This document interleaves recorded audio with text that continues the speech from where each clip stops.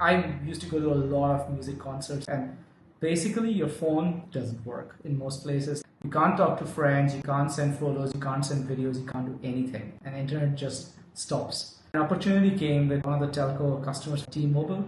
It was like, hey, how about we make internet not suck at Coachella this year? So it was very fast, went in, set up a laser link between the nearest point where they had a fiber connection all the way down to a 5G cell tower, which was positioned just next to the Sahara stage.